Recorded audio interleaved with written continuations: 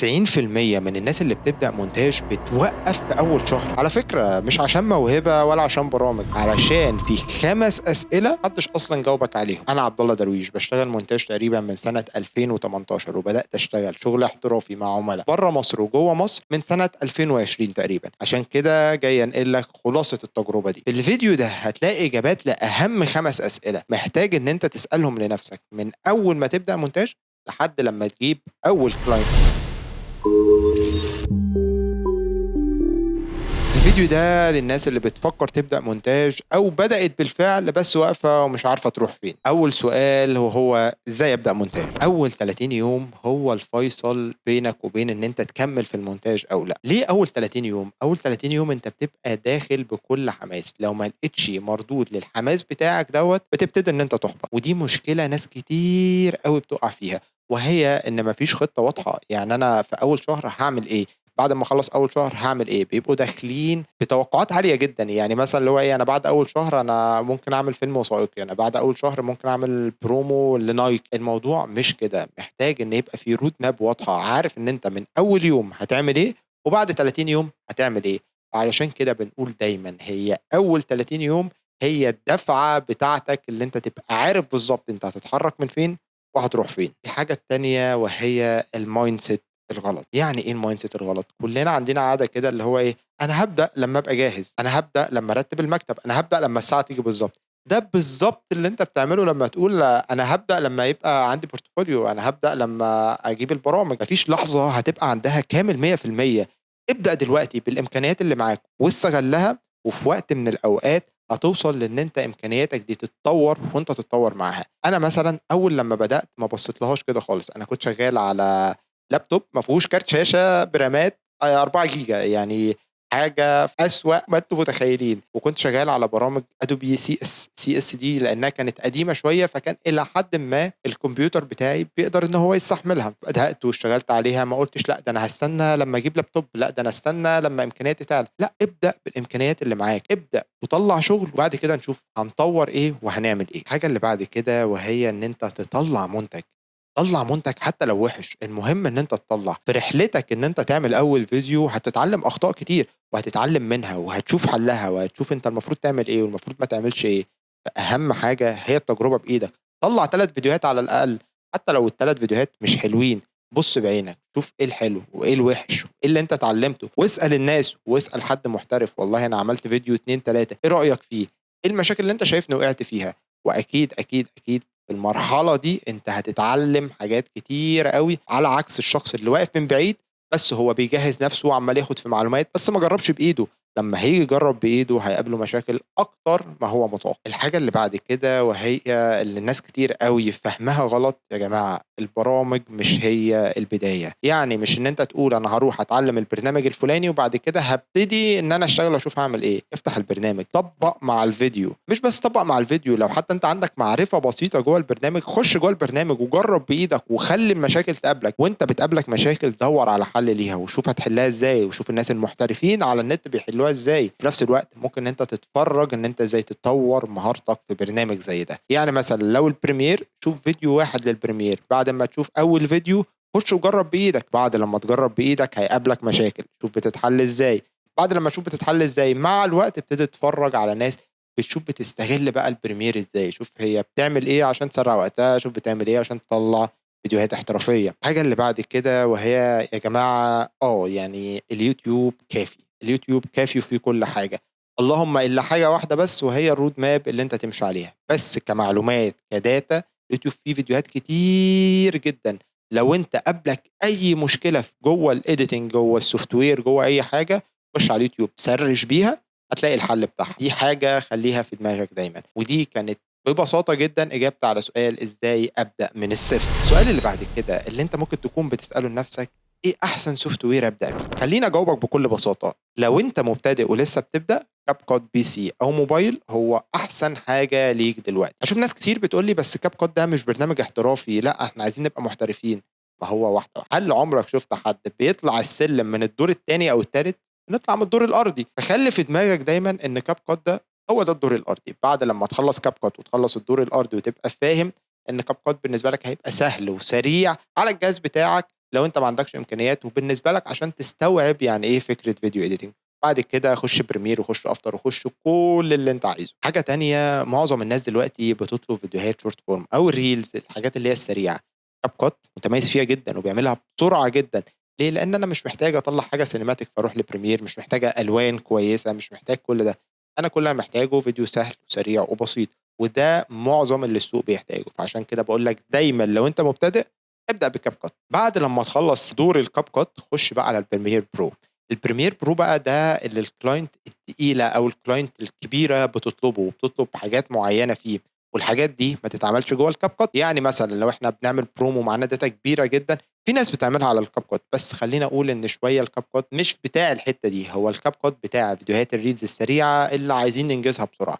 بس لو انا معايا داتا محتاجه الوان معينه، داتا كبيره، كذا كاميرا، كذا اوديو، كل ده خليني اقول لك روح لبريمير احسن. بس لما توصل للكلاينت زي دوت، ساعتها قول ستوب، انا مش هكمل كاب كات، انا هروح بريمير. بس قبل ما توصل لده ما تبصش لفوق، خليك دايما باصص تحت رجلك علشان ما تقعش. بعد لما تخلص واحده واحده هتلاقي نفسك مع الوقت انت بتتطور وبتروح للدرجه اللي بعديها. الحاجه اللي بعد كده وهي ان دافينشي مش احسن برنامج لكل الناس. دافينشي ممتاز جدا الناس المحترفه، لان الليرنينج كيرف بتاعه او وقت ان انت تتعلمه او تتقنه طويل جدا، فعلشان كده انت بتاخد وقت طويل جدا فيه. وده موجه اكتر للناس اللي بتلون.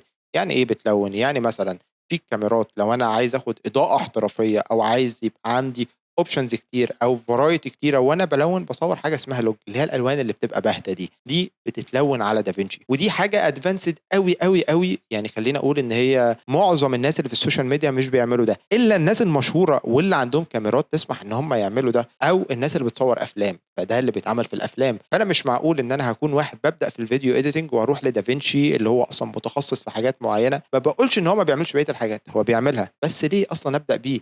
ليه ابدا بيه واقعد وقت طويل علشان اتقنه، في حين ان انا ممكن ابدا ببرامج تانية زي الكاب كات لو انا ببدا، واطلع بيه اول منتج واجيب بيه كلاينت عادي. بعد ما اتكلمنا في كل البرامج دي ان البرنامج مش هو الهدف. الهدف ان انت تتعلم او تتقن مهارة الستوري تيلينج او الفيديو اديتنج. خليني اقول لك على حاجه، الفيديو اديتنج معتمد على مهاره الستوري تيلينج. انت دلوقتي شخص بتروي قصه او انت بتخرج في البوست برودكشن.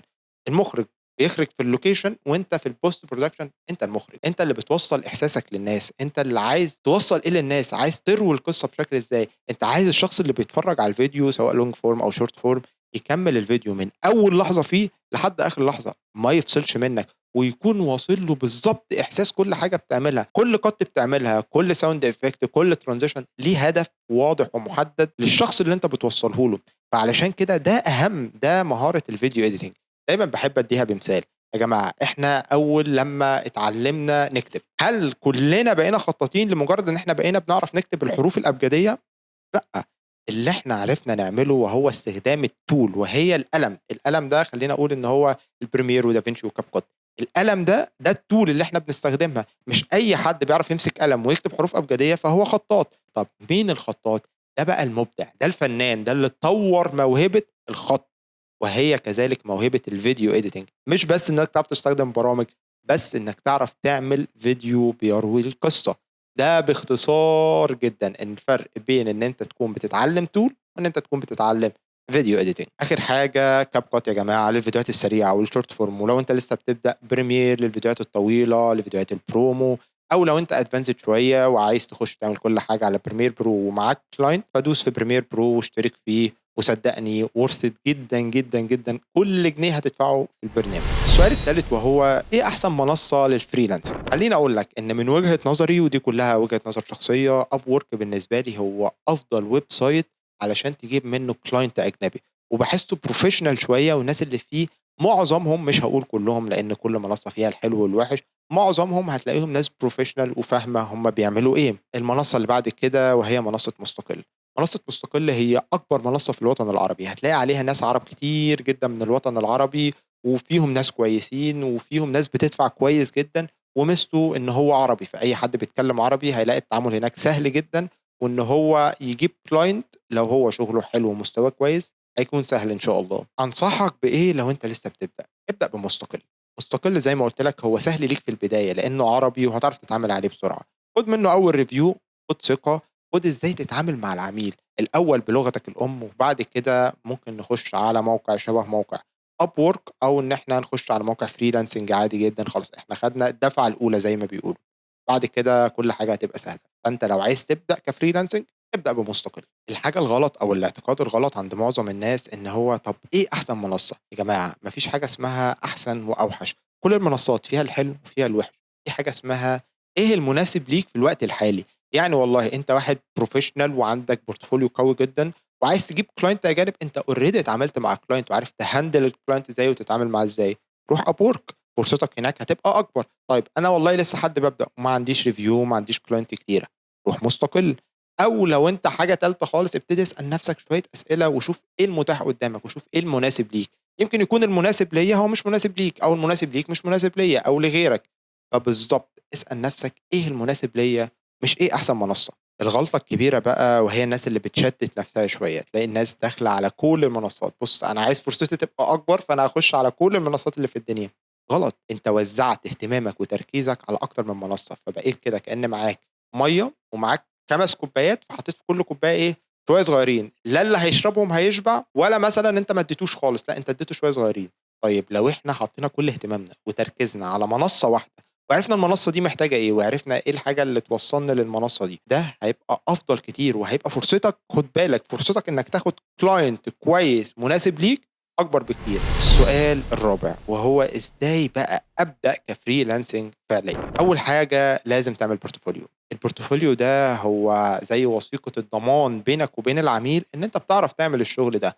طيب أنا ما عنديش client أعمل portfolio إزاي؟ نزّل stock footage مجانية من على النت، وتخيّل في دماغك إن في client مثلًا وليكن client بتاع gym، client بتاع مطعم، جه وقال لك أنا عايز 1، 2، 3 وأنت رُحت جبت لقطات مجانية من على النت stock footage وعملتها له فيديو وحطيتها في الportfolio بتاعك. حُط في دماغك كده، حُط في دماغك إن في client افتراضي هو ادّاك كل الdata وقال لك اعمل لي الفيديو الفلاني، واعمل portfolio واعمل فيديو و2 و3 واتخصص في niche معيّن، وروح بقى دَوّر على الclient اللي محتاجين فيديو في الniche ده. فأنت بقى عندك إلى حدٍ ما إثبات أو وثيقة ضمان للclient إن أنا فعلًا باعرف أعمل الفيديو ده. الحاجة التانية وهي مثلًا ممكن تلاقي أول client أو 2 سعرهم رخيص شوية، ما تتضايقش وما تزعلش، ده طبيعي لإن أنت بتاخد حاجة أكبر من الفلوس في المرحلة دي. على فكرة أنا ضد إنك تشتغل مجانًا، بس ضد برضه إن أنت في الأول تحط سعر حتى لو قُلنا إن ده سعر السوق. ليه؟ لإن أنت محتاج حاجة أكبر من الفلوس في المرحلة دي، وهي مرحلة بناء الثقة. أنا شخصيًا أول ما بدأت في المكان أو في المحيط بتاعي أو في المدينة اللي أنا عايش فيها، بدأت عملت فيديو for free والفيديو كان جامد جدًا وكان تصوير ومونتاج، كنت أنا وteam وعملنا ده، والفيديو ده فتح لنا أبواب كتيرة جدًا، لإن إحنا ما كناش باصين شوية على الجانب المادي، لإن إحنا عارفين الجانب المادي كده، كده هييجي مع الوقت، بس بُص لجانب تاني وهي جانب السُمعة والثقة اللي أنت هتاخدها. دايمًا في أي project بتاخده لازم يبقى في مقابل، يا إما المقابل يكون مادي فخلاص أنت ما عادش محتاج السُمعة، سُمعتك معروفة وأنت معاك الclient بتوعك، علِّ في سعرك زي ما أنت عايز. طيب لو أنا لسه خُد سُمعة وقلِّل فلوس، هي معادلة دايمًا حاول توزنها. حاجة تانية خُد بالك دايمًا في كل شغلانة تعملها أو تاخدها، تاخد feedback من العميل، حتى لو message، حتى لو هو يكتب لك message voice record هتعرف تصوّره وهو بيقول الmessage، والله أنا اشتغلت معاه الشخص الفلاني الفلاني والشغل معاه كان ممتاز وكنت مرتاح وادّاني الفيديوز اللي أنا عايزها. اعمل ده، ده حرفيًا أهم 100 مرّة من الفلوس. ده هيوصّلك لمرحلة إن أنت تجيب client و2 و3 لإن في ناس أصلًا وثقت فيك، في ناس اتعاملت معاك وثقت فيك، ده ضمان أكتر ودليل أكتر حتى من الportfolio بتاعك. حاول تقرّب من الناس، يعني مثلًا لو أنت هتبدأ freelancing وهيبقى عندك social media account حاول دايمًا تنزّل استوريهات، تعرّف الناس أنت بتعمل إيه ورا الكواليس. تورّي الناس وأنت بتصوّر، تورّي الناس وأنت بتمنتج، تقول لهم والله ده أنا قابلني المشكلة الفلانية، تحسسهم إن هم عايشين معاك، عايشين في الأجواء دي معاك، يقولوا لا والله ده الشخص ده فاهم هو بيعمل إيه، هو مش بس جاي يورّينا نتيجة نهائية ممكن يكون هو عاملها أو غيره، لأ ده هو بيورّينا كل الprocess اللي هو ماشي فيها. حتى لو جالك أول client يا جماعة أنا جالي client عشان كتبت له proposal 1، 2، 3 ليه اشتغلت معاه، حسّس الناس إن هم في رحلة معاك، خلّيهم مرتبطين بيك أكتر كشخصية مش بس كشغل. السؤال الخامس وهو إزاي أجيب أول عميل؟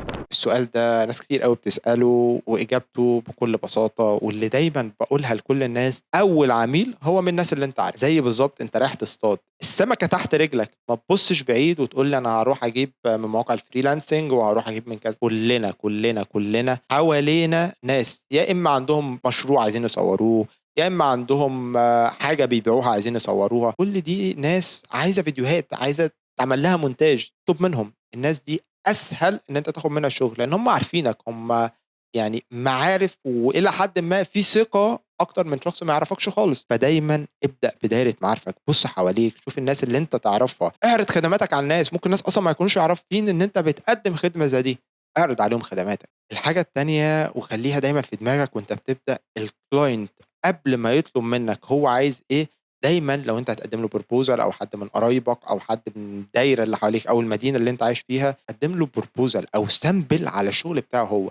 يعني مثلا انت دخلت على اكونت حد صديق ليك بيعمل محتوى، والفيديوهات اللي هو بيعملها هي سيمبل وبيزك جدا، خد الفيديوز ديت وضيف عليها لمستك الخاصه. وقبل ما تروح تعرض عليه ان انت ممكن تمنتج له الفيديوهات، وري له الفيديو اللي انت عملته له. ده بيبني زي رابط كده بينك وبينه، بيخليه لا والله ده الشخص ده فاهم، ده هو جاي عايز يخدمني، مش جاي عايز ياخد مني فلوس وخلاص. ودي بقت الفكره اللي في دماغ الناس، اللي هو احنا يا جماعه كفيديو اديتور مش بنبيع منتج ممسوك في الايد، ده احنا بنبيع منتج الكتروني. فاللي هو ايه، هم بيبقوا شايفيننا اللي هو ايه، انت هتيجي تاخد فلوس على فايل هتبعته لي. هم ما يعرفوش الفايل ده وراه تعب ومجهود قد ايه. فهي دي الحته اللي احنا عايزين نوصلها للناس، عايزين نعيشهم معانا في التجربه. يا جماعه لا، ده انا بعمل لك حاجه مخصوصه ليك، مش تمبلت جاهز بعمله لكل الناس. الحاجه التانيه، وانت رايح تقدم له الفيديو ده، ما تقولوش بص انا عملت لك فيديو او عملت لك مونتاج على الفيديو بتاعك، انا بعمل مونتاج لو محتاج نكلمني. لا، ابتدي ان انت تناقش معاه، قول له والله ده كانت المشكله عندك واحد اتنين تلاته، ممكن دي حاجه انت ما تكونش واخد بالك منها، ممكن والله دي حاجه يمكن انا عشان فيديو اديتور فعيني لقطت المشكله الفلانيه. مجرد ما هو يحس ان انت جاي تديله نصيحه ببلاش، مش جاي تبيع له فيديو عشان تاخد فلوس، هيشتري منك على طول. الخلاصة بكل بساطة، السرعة هنا مش مهم، والمونتاج مش هو مجرد طول بتعلمها. المونتاج يا جماعة هو سكيلز لازم تتعلمها وتعرف انت عايز توصل ايه، وبتوصل بأنه طريقة، وايه الطريقة المناسبة للحاجة اللي انت عايز تعمل. وما تنساش لو انت على اليوتيوب تعمل سبسكرايب علشان تشوف فيديوهات جاية، وفي كام فيديو جايين بإذن الله هيجاوبوا على اسئله كتير قوي ممكن تكون بتدور في دماغك كفيديو اديتور. فما تنساش تعمل سبسكرايب وتفعل زر الجرس عشان كل ما ننزل فيديو يوصل لك باذن الله. واشوفكم في الفيديو الجاي، مع السلامه.